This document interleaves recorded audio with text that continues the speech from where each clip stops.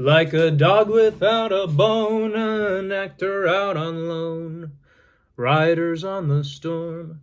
Welcome back, guys. You're watching Foreman's Basement, and I'm playing a very cool, very special Marine Band in A that I have modified. I've changed the tuning just slightly thanks to Hakan N.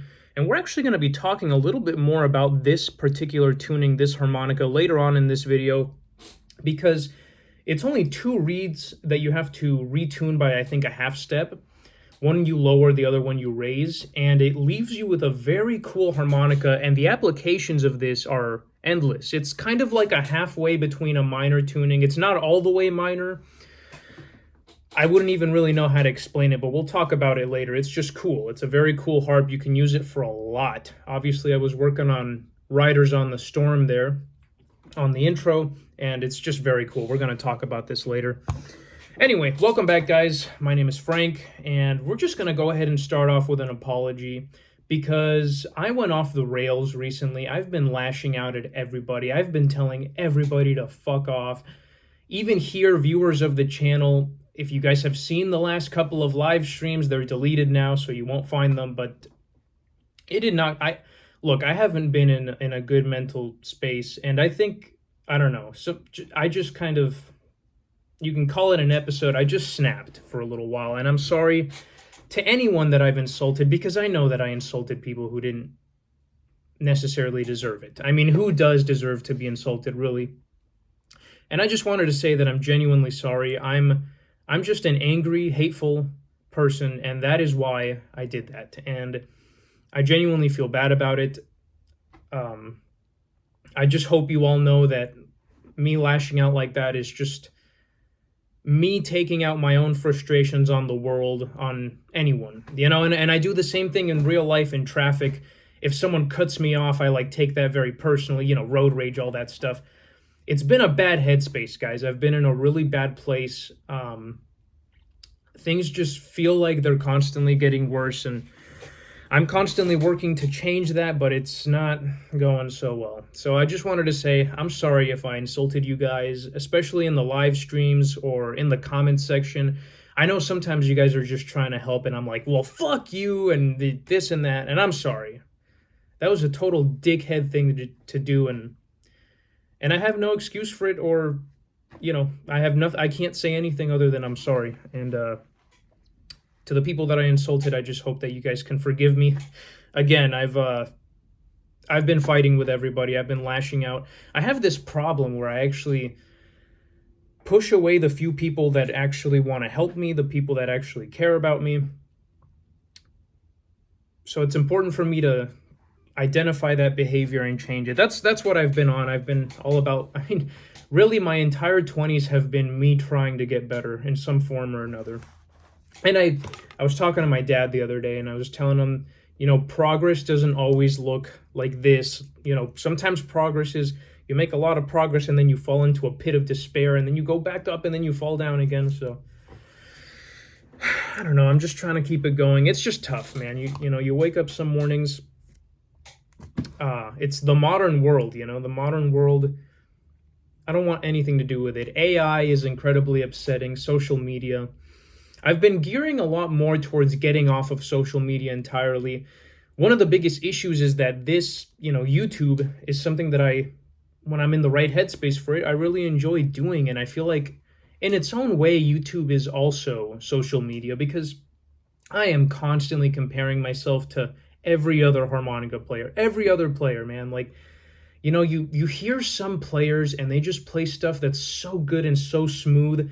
It makes me want to go home and just step on my Marine Band and just say, I quit and I'm never doing this again, because I'll never be that good.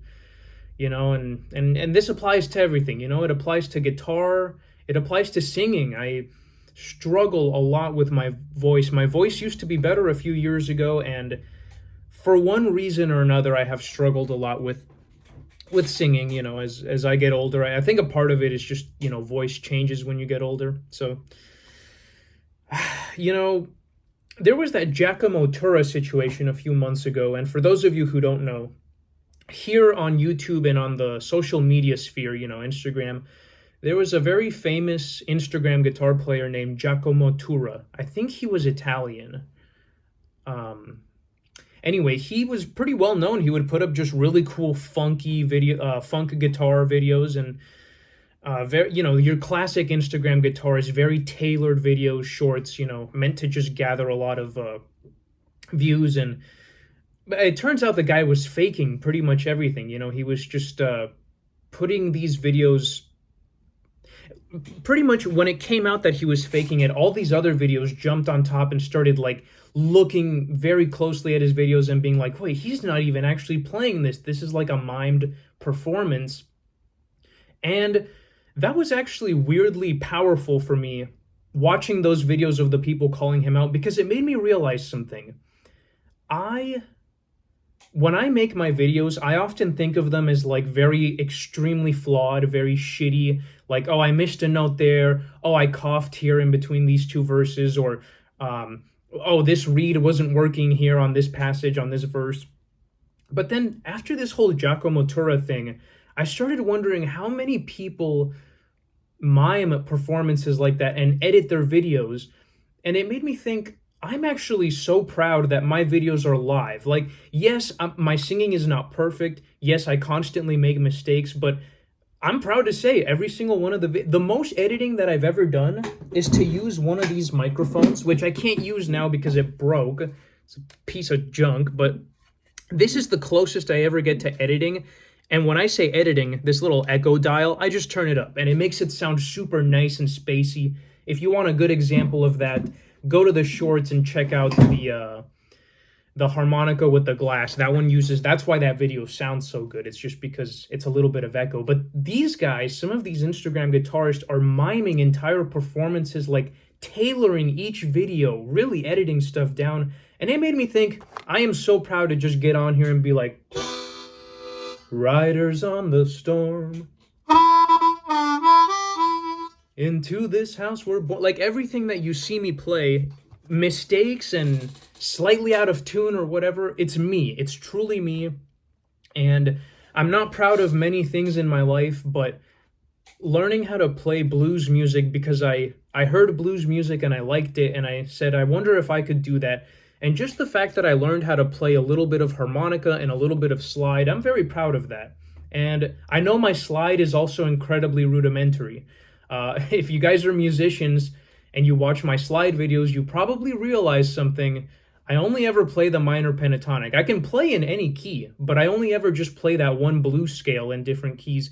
Not that there's anything wrong with that, but I'm just saying the knowledge is incredibly limited, but you can have so much fun with it. And I'm such a lazy person. I feel like I can't do anything, that I think it's amazing that I was able to learn how to play a slide or harmonica. So basically what I'm saying, I know my videos aren't great, but that Giacomo Turra thing made me realize that they don't have to be perfect, because it's real and it's me.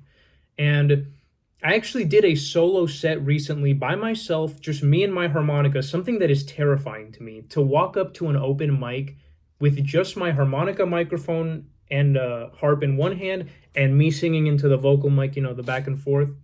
And it was actually very nice. I played The Spy by The Doors. And what else did I play? I played The Spy, and I played V8 Forward Blues on my A flat. I've been trying to, any excuse to play that A flat. I love it. It's a good key. It's a good key. I wish more songs were in E flat. It's been nice. For daily carry, I've just been carrying my Marine Band Deluxe in A, that as I told you guys last video, I've made friends with this harp now. But yeah, guys, I'm just trying to improve my life in any way possible. I want to have friends. I need to socialize. I want to meet a girl and fall in love. That's such a stupid thing to say out loud, but it's true. I feel so alone, and I want to meet a girl and fall in love. I genuinely do. It's a stupid thing. I feel stupid just saying that out loud, but it's true. And I guess we'll just leave it at that. There's just nowhere for me to meet women, I mean, I see them at work because my job is to walk into dentist offices all day, but what am I going to do? I'm going to accost a woman at her job, and I don't know. If you followed me around throughout my daily life, you would just see that there's pretty much no place where I could even meet a girl. And in my early 20s, I used Tinder and that type of thing, but those apps disgust me and they piss me off, man. I downloaded Tinder the other day out of desperation. I felt so alone, but I couldn't bring myself to actually make a profile. That app upsets me. That app deeply upsets me. I've had very bad experiences on Tinder. Met a couple of decent ladies on there, but good God, I don't think I can do it. I think I'd rather just genuinely be alone. That's a conclusion I've come to is it at the end of the day, I guess it's better to be alone and just take care of yourself, be nice to yourself, get to know yourself, love yourself, than to be in like a shitty relationship or to be struggling on Tinder. What a nightmare. Anyway, guys, I'm trying to live this simple life. I'm trying to get away from social media. You guys know I watch all of my television on a CRT. That's my CRT television there. So it gives me that old school feel. I love coming home, putting my phone on the charger, just not touching it, and booting something. Now, I do have a Roku. I'm not playing DVDs or VHS or anything, but I love retro movies, man. Retro movies and television. And when I say retro, I guess 2000s does count, like early 2000s. But I also just watch a lot of old horror movies and old detective movies. I just love anything with a vintage aesthetic. I really love 50s and 60s movies, like black and white. It's almost like the plot doesn't matter in those movies because I'm just so fascinated by the way that they speak, the way that the films are shot. Actors just acted differently back then. Like it's that like transatlantic thing, where they say like people in the beginning of film, people didn't know how to act. Quite literally, they did not know how to act. It's very funny just to go back and also just like the scenes of daily life, I think are just incredibly fascinating.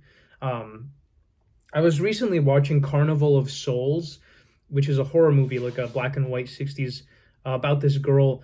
And, the movie's a cult classic. It was great, but I was just enamored by just watching her live her life, just like her coming home to her apartment, and she's like an organist at a church. It's a very fucking creepy movie, Carnival of Souls.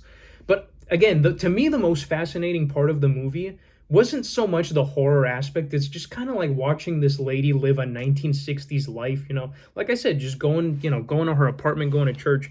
It's just fascinating stuff. So I'm really trying to focus on simplicity, trying to stay off the phone as much as humanly possible. Like, again, ideally I would get home from work and not touch the phone, start working on, start playing guitar or I don't know, something. So that's something that I've been doing. I've been trying to read a lot more. I've been reading anything that I can get my hands on, mostly informational stuff. Like I got this little Walter book a little while back, and every now and then I just kind of look through it. I also have the Sonny Boy Williamson book, which I don't think I've showed off. This is a big one. This is a huge one. Check this out. Compared to the Sonny Boy Williamson one, it's actually crazy how little information there is. So this is the Sonny Boy Williamson book. Look at how small it is. I read this in one sitting. I read this in one afternoon. It's just reference material, but it's really fun, and I love to just. I love to learn about my favorite musicians, and I love to learn about their process and just anything about them, like literally down to like what kind of foods did they like, what brand of harmonicas did they play. They all played marine bands, no surprise there. But it's just fascinating to me. I've been getting back into the Doors recently, like a ton, I go through these phases. There's certain artists that always stay with me throughout my entire life. The Doors are one of those bands, and I hadn't really listened to them in years, and I've been getting back into them heavy, like the last 3 weeks. And because I was such a Doors fan in my early 20s, I've kind of scraped most of that barrel, but you would be amazed the rarities that you can find. So I'm just hunting down like these rare little songs, alternate takes. I'm really big on alternate takes. I think it is so important for the Doors. For Morrison Hotel and LA Woman both had their 50th anniversary. I think I guess it was like 2021 for LA Woman, and 2019 for Morrison Hotel. Anyway, they included all of this extra material, which is the sessions, some of the session work for those albums. And I think that is so important because you listen to every other alternate take and you're like, wow, like they really nailed it on the one on the take that's on the album, because you listen to some of them and look, I love it whether it's good or bad. Some of it is terrible. And it's very important to hear your favorite artist struggle like that. You know, it's very fun to listen to Jim Morrison struggle to get through the vocals because he's so drunk, or it's fun just listening to them in the room like, oh, why don't we start off, you know, at the beginning on some of the takes of Riders of on the Storm, they say, ooh, that's a good idea. We should start it with Thunder, you know, because Riders starts like that. And I've been listening to all of the alternate takes. There's some great alternate takes of Roadhouse Blues. It's really important. It puts the whole picture together. It makes you realize these artists that you think of as sort of godly figures, you know, you think of a Little Walter. Well, hey, you listen to some of the alternate takes and Little Walter struggles too, even though he's the greatest harmonica player, you know, other than maybe Jason Ritchie or one of those guys. But you listen to these alternate takes and you listen to the frustration and the guys calling in from the booth. Dude, the guy in the booth is always a dickhead, okay? I listen to Canned Heat alternate takes. I listen to the Little Walter alternate takes, The Doors. Anytime there's a guy in the booth yelling cut, fuck that guy. Just a fucking... Anyway, so yeah, I've been reading reference material. I've also been getting into these pulps. You know, they got these old pulp books from back in the day, and from the literal Pulp Fictions, I guess they're reprinting some of them. Like this one's first publication in 60 years. And I love the pulps, you know, just the classic. A lot of these are even based in LA, which I love that LA like noir, like just LA noir type of vibe. Not the video game, like LA and noir, but I guess the video game you could probably include that since it's the same vibe. And they're just, you know, they even include some short pulps in the back. I was reading through some of the, you know, little, you know, Jailbait Girl. I read this one. This one was kind of funny. They're really funny. Naked in the Lake. Just little stupid crime detective novels. So, you know, that's kind of part of just trying to read more. I got, I've had these ones forever, but I got Anthony Burgess, A Clockwork Orange. That's a classic. Also, the Once Upon a Time in Hollywood by Quentin Tarantino. I think I spilled a coffee or a beer or something on this book. It's all inflated. And that's also Once Upon a Time in Hollywood. That's that, you know, LA 1969. Again, same thing as The Doors, same vibe. So yeah, and I've also been writing a lot more. I spoke to a dear friend of mine recently who had reached out, and I hadn't heard from her in a long time, and the topic got onto writing or something, and she was mentioning like those leather leather notebooks that you just refill the insides of them with the little booklets, and it reminded me how many I had, just literally stacks of notebooks sitting in my drawers, all crumbled up, and I have all of these pages just, you know, literally just pull out handfuls of just, you know, and I was looking through it, stuff that I wrote, and oh my god, there's so many of them. Look at this. This one's been through the mill. This was a daily carry for a little while. And I just, you know, not always, but I would sometimes carry these in my pocket and just write down. I'm really liking this idea of, I've been watching these videos about journaling as a way to help your mental health to stay organized. And one of my biggest problems is staying organized. I'm always telling you guys that I can't do anything. I have what they call executive dysfunction or whatever. Like I always struggle to get the thing done. I really do. With music sometimes, or just writing in general, I'll have an idea, and if I don't write it down, or if I don't stop everything I'm doing and record it in some way, like in a little notebook, that idea will be gone and it'll float off into the ether. You know, that idea will be like, oh, you don't want me? All right, fuck you. I'm going. And some other creative person will stumble upon that idea. But anyway, it's really important. I think with just a harmonica and a notebook, that's pretty much and a good pen. I like these Right in the Rain pens. These ones are cool. They're like waterproof and space proof and God knows what. Or a Zebra 301. I like the Zebra 301. So I've been writing a ton more. I went out and got, I cover this for sensitive information. These are cool too, the Moleskine notebooks. I don't want to like show you guys too much because I don't want you to read what's in there. But I mean, really, there is just notebooks upon notebooks, pages, crumbled up pages. And I've been harvesting. I gathered all of these notebooks together and I put them in a big stack. And I just sat there drinking beer and going through page by page. Now, unfortunately, I am man enough to admit that most of my writing is dog shit. But that being said, 5 to 10% of it is very usable as lyrics. And in fact, I found some old songs that I wrote, as in original songs that I wrote, that I think are actually very good. And I was just kind of remembering them and thinking, when I wrote these songs, I didn't know jack shit. Literally, all I could do was open chords on a guitar and sing, and that's how I wrote these songs. And I was thinking, by God, I could put this song together now. I know I can do chords, but now I can also solo. Now I can play harmonica.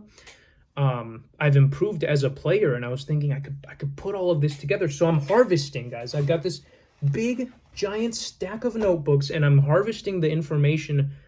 Anything that is useful to me, anything that's a good original thought or a lyric.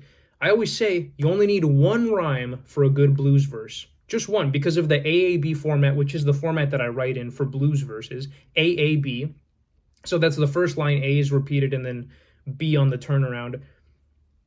All you need is one good rhyme, one idea, one thought.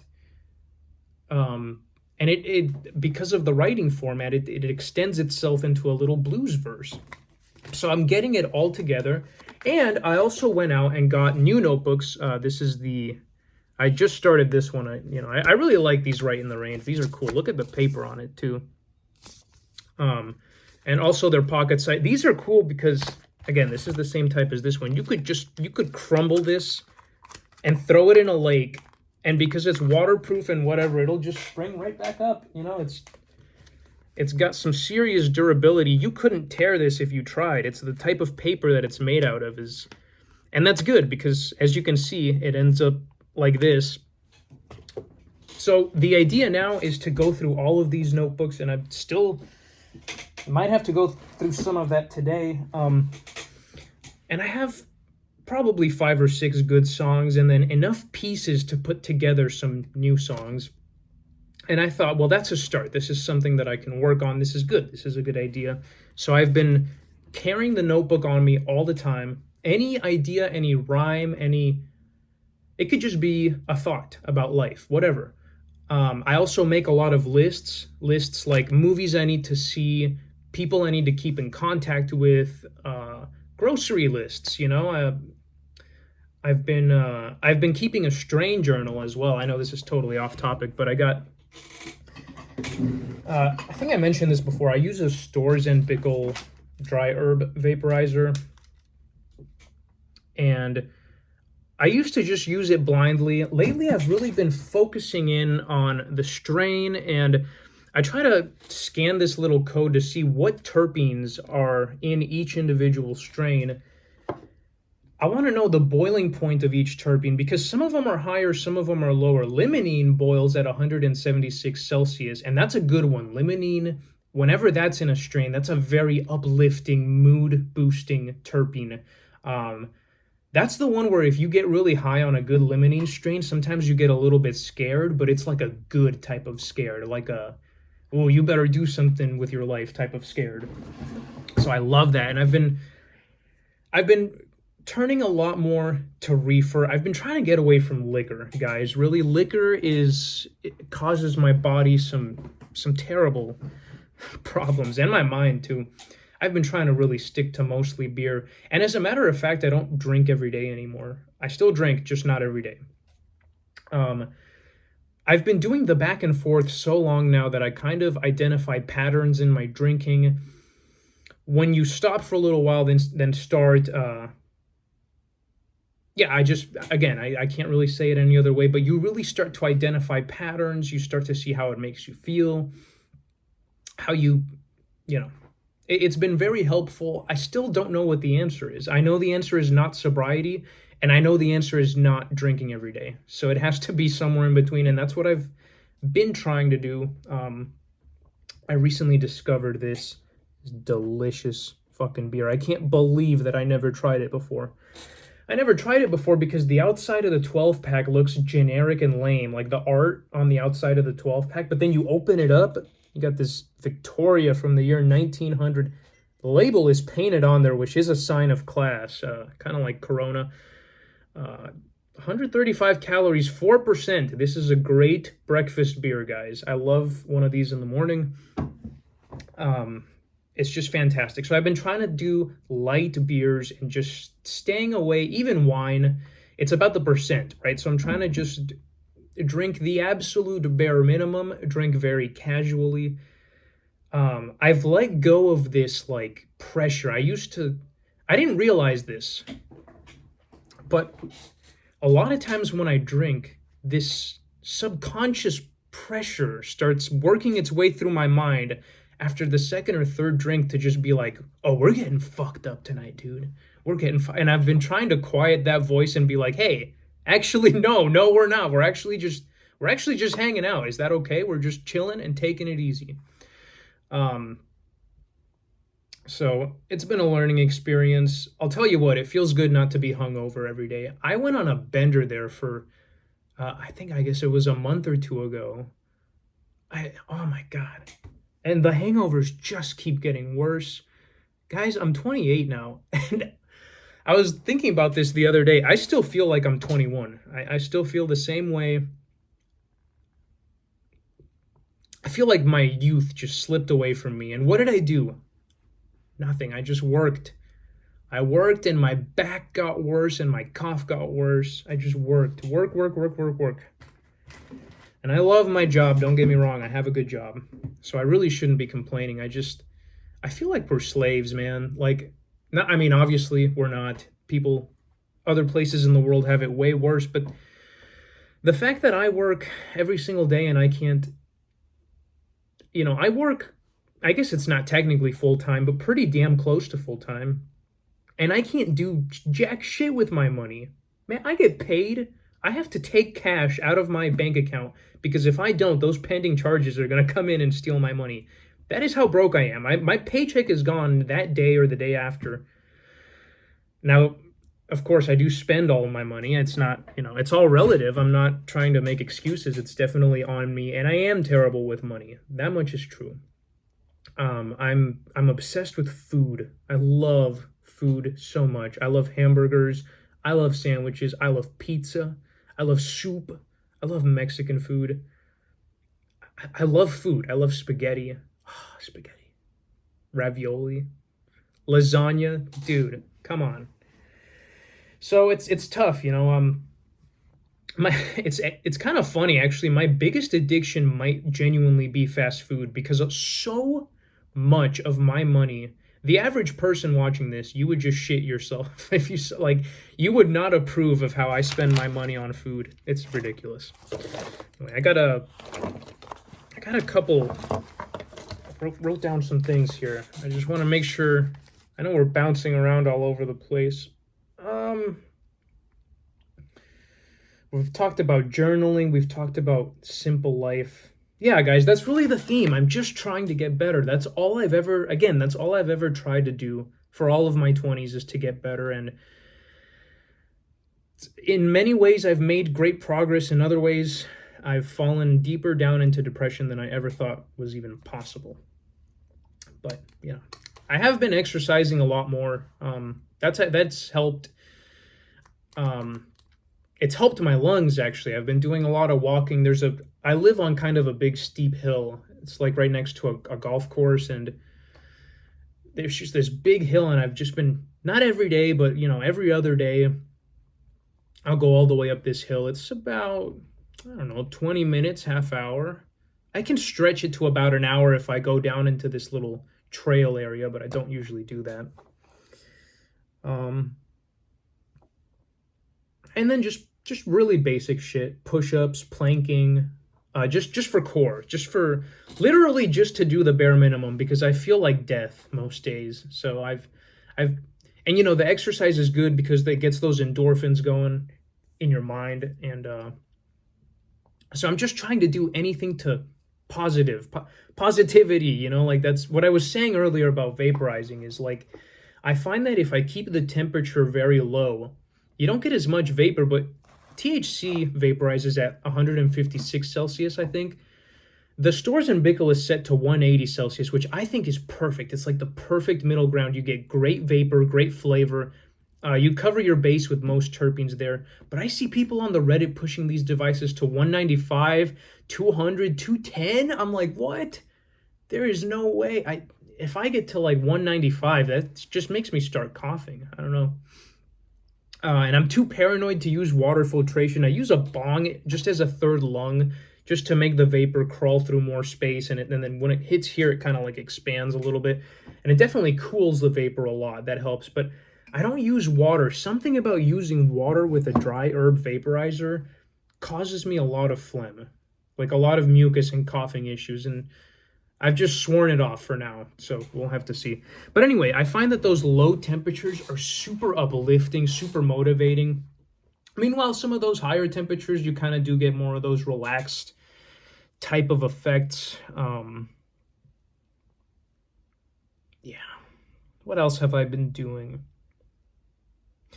I've been spending a lot of time sober, which opens up my world because it makes me realize how much time I spend drunk out of my mind. Like on a sober day, on an average sober afternoon, it's actually kind of nice in a way. Like, don't get me wrong, I love drinking, but sobriety absolutely has its benefits. That's why it hasn't really been hard to put some sober days in between my drinking, because really the biggest thing is sleep. Other than that, and I found a solution for sleep. Well, I think I found a solution for now.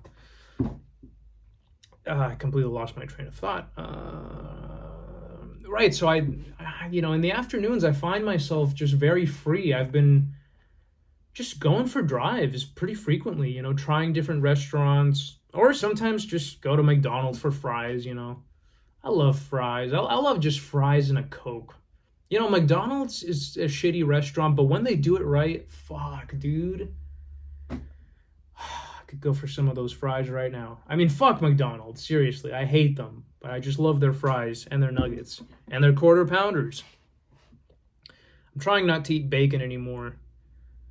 I saw some post that was like, if you cut out alcohol and bacon, you reduce your risk of cancer by 40%. And I was like, well, the alcohol is not going anywhere because I need that for my sanity. But the bacon, I think we can let the bacon go. And I've been a big bacon guy for many years, but if it's really that fucking bad for you, all right, get out of here. You're gone. Don't talk to me. Don't even look at me. Fuck. I quit smoking cigarettes again, 2 or 3 or 4 months ago. I don't even know how long now. And I'm still coughing up some stuff, but I feel like overall it's hopefully getting better. I don't know. I never know. I really never know. I'm very interested in halotherapy for the potential benefits to the lungs. And I know, obviously, I live near the ocean, so you would think I could just pull up there and get some of that good salt air in my lungs, but I won't. Wish I had someone to go to the ocean, to the beach with. Guys, I want to fall in love. It's stupid. It's a stupid thing to say out loud, but it's true. And I just fucking feel like I'm going to be alone forever.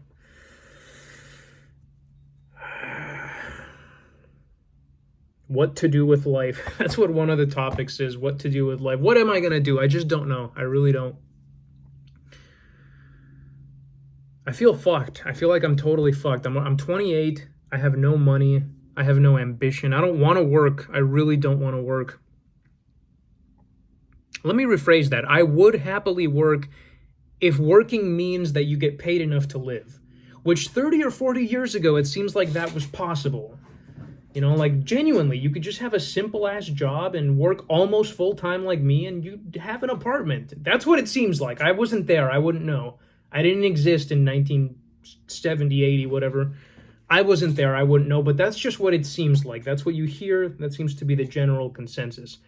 Listen, guys, let's talk about this. This is really cool. My throat is really starting to hurt. I just talked for 35 minutes straight, nonstop.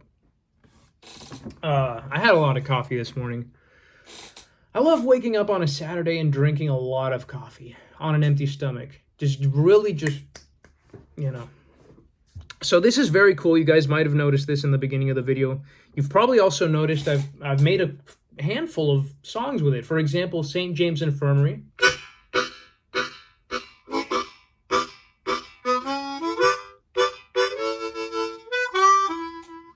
That's one. And then we had Riders on the Storm.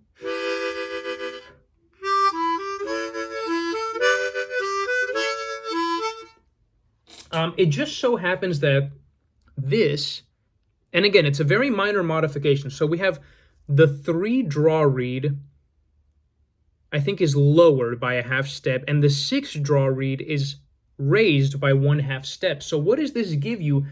This gives you half of a minor tuning, half of an Alan Wilson tuning. So the 6.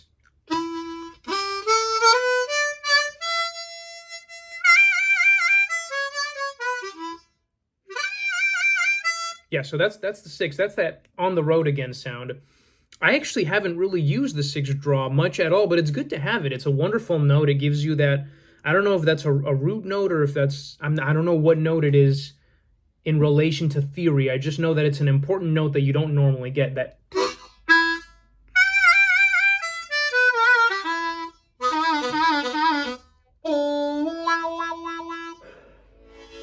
Oh, also, Love Me 2 Times.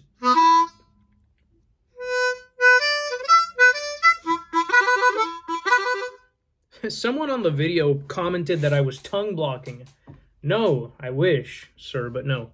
So yes, 2, you can see I put a dot up here so I know that this is the modified one.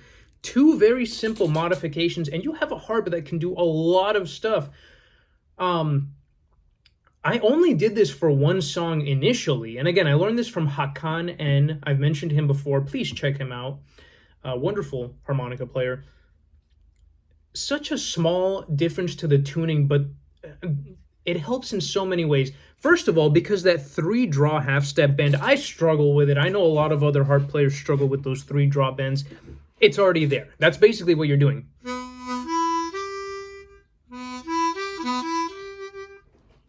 And it's already there, so that's a note that a lot of people struggle to get. And like I said, with this minor adjustment, it'll just be there for you.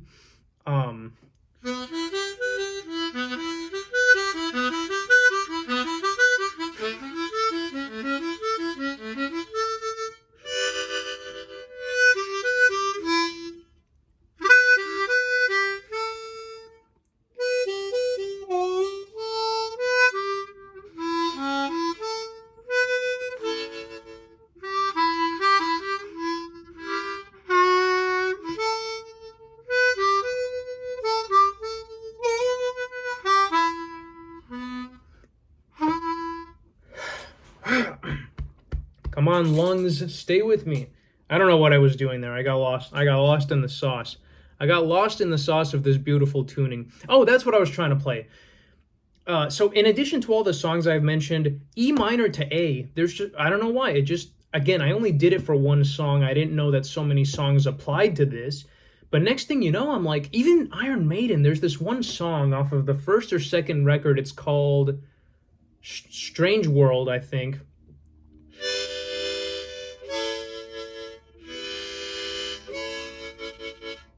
Maybe I'm thinking of the wrong one, but there's 1 or 2 Iron Maiden songs that does that too, E minor to A. Thoughts of life come from the ground. Yep, that's the one. Thoughts of life come from the ground. When I cry, there isn't a sound. Oh, that takes me back, man. Those first 2 Iron Maiden records, Listen, if you haven't heard them, don't judge Iron Maiden based off of their covers, because they have some gnarly covers, but go listen to the first two albums. It's actually a lot softer than you think it'd be, and it rocks. It fucking rocks. The first two Iron Maiden albums. I like the first two Iron Maiden albums better than probably the rest of their discography. That's not to say that there aren't some amazing gems in there. I just love the first and second Iron Maiden albums so much. And then this other one that I was playing, it's kind of a mix of a song that I heard off the King Kong soundtrack from 2005. It's a mix of that and a George Shearing record that I have at my dad's house. And I've been working on this. It's kind of like a...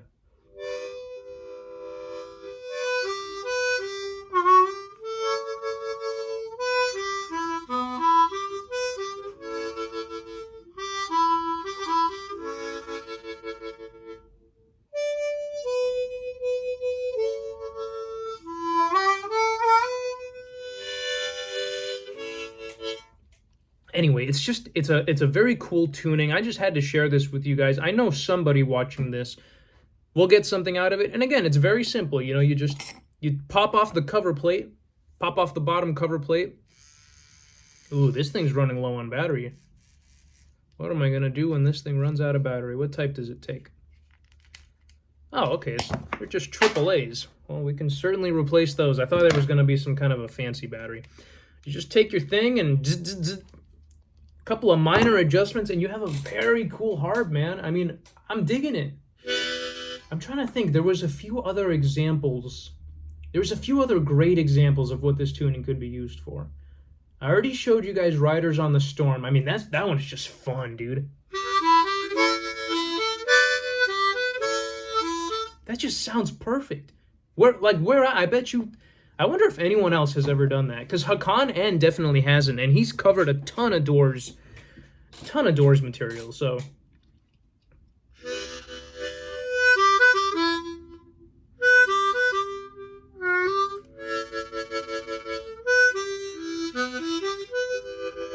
I kind of like that. So there's something very classical sounding about that.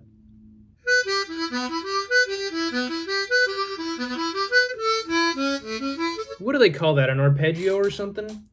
I like it. I like it, guys. I like it. So check it out. Once again, I think you are lowering the 3 draw reed by 1/2 step, and you are raising the 6 draw by a 1/2 step. So one here, one there, and boom, and you got a beautiful... I'm sorry I made you guys sit through this whole video just to talk about that. But listen, I gotta retain viewership somehow. I'm destroying my own channel over here. I'm telling the viewers to fuck off. I gotta save this channel while I still can. And believe me, we are gonna make a change. Now, will it work? I don't know. I have to be honest with you guys. Yeah, I don't have a good feeling about the future, but we're gonna try. We're gonna try. Okay, now I've done my exercise. I made a video. I'm feeling very proud of myself. I'm gonna write a little bit. I'm gonna write. And you know what I'm not gonna do? I'm not gonna go on social media.